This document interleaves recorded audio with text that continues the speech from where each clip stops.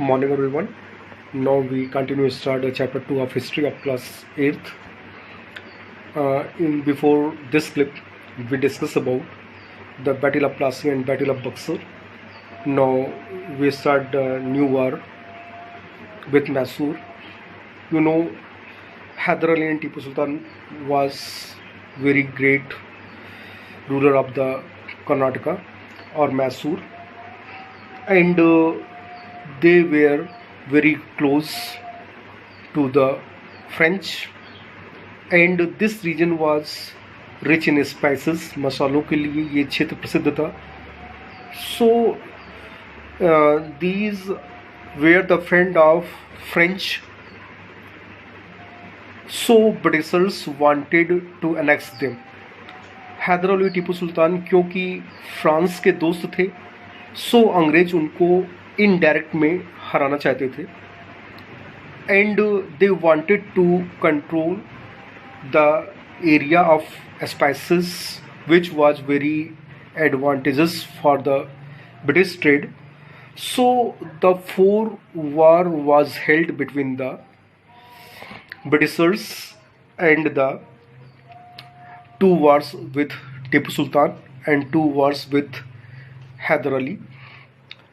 Hyder Ali was the father of Tipu Sultan, and their army was well organized, well disciplined, and this army was trained with the French troops.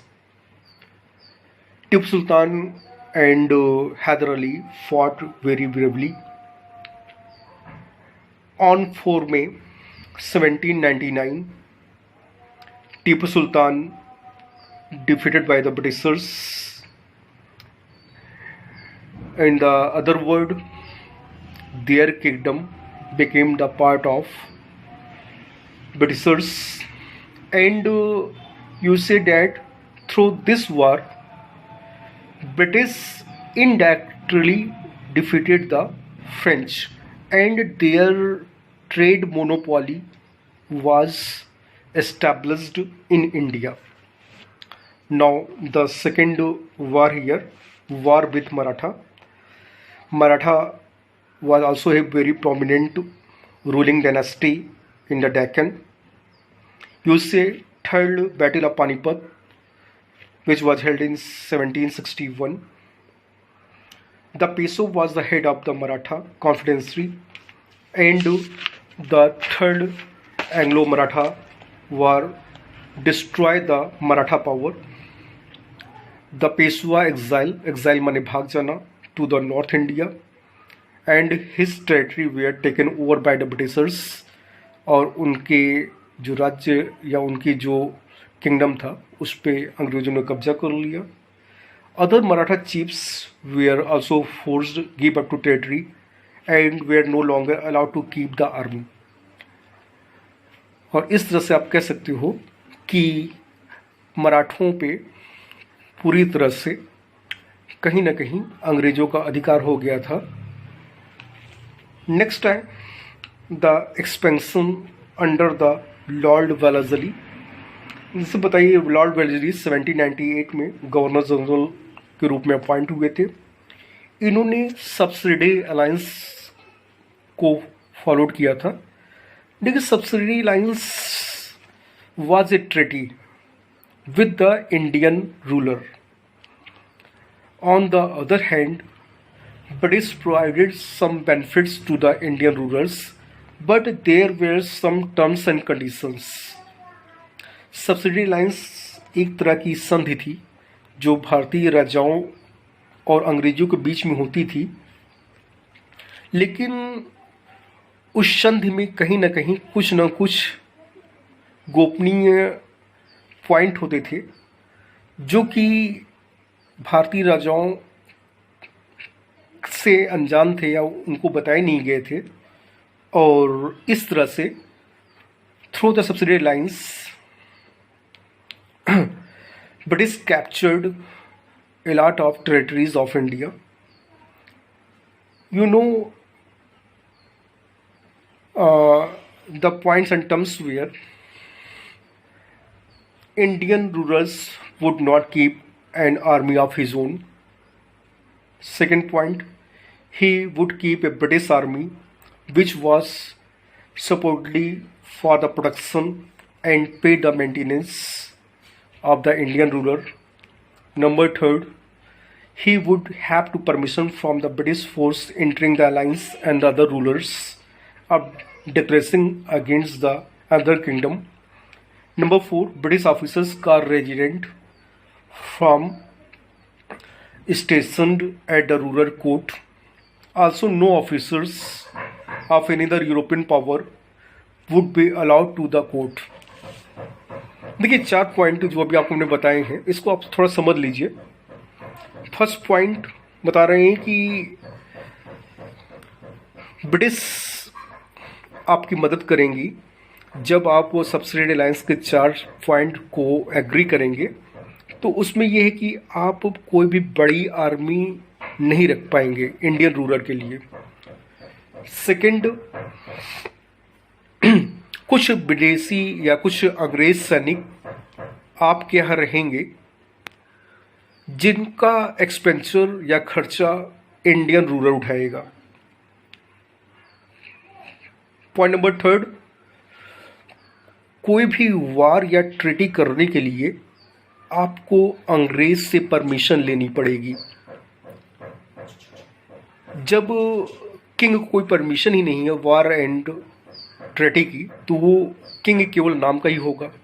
और चौथी बात जो थी, a one British officer stay in Indian rulers court, एक अंग्रेज अधिकारी भारतीय राजा के महल में रहेगा। And actually he acts as a spy, वास्तविकता में ये एक जासूस का काम करता था। All the strength of the Indian rulers they know well and inform their officers. Actually में वो वहाँ रह करके पूरी गोपनीय बातों को जानता था, समझता था, और उसके अपने ऑफिसर्स को डिप्यूट कर देता था। तो देखिए, 4 points, this is very important. When the Indian rulers not exist a long army, अगर रूलर्स पर आर्मी नहीं होगी तब भी गलत है। सेकेंड, ब्रिटिश आर्मी तैयार हो रही थी in the cost of Indian ruler, second point है। नंबर थर्ड, वार और ट्रीटी की पावर नहीं है। नंबर फोर, एक ऑफिसर रहेगा। तो आप समझ सकते हो कि बहुत से राजा महाराजा जो हैं इस ट्रीटी में indirectly they lose their kingdom. You say first subsidy treaty was signed by the Nizam of Hyderabad in 1798, and in 1801 the Nawab of Awadh also signed the subsidy alliance. Peshwa Bajirao II signed a subsidy treaty at Bassein in the 1802, and many chiefs of Rajput also accepted the supremacy of British and signed treaty. So you see that the Nizam of Hyderabad, Maratha, the Nawab of Awadh, and the some Rajput rulers signed this treaty. Actually, it is, in other word, we say that Indian ruler hand over their power in the hand of Britishers. दूसरे शब्दों में आप कह सकते हो कि जो भारतीय राजा महाराजा थे इस संधि के बाद वो अपनी पावर को कहीं ना कहीं हैंड ओवर कर दिए थे अंग्रेजों के हाथ में। They only for the king for name, वो केवल नाम के राजा थे। Actual power was exist in the hand of Britishers, जबकि वास्तव में पावर ब्रिटिशर्स के हाथ में थी।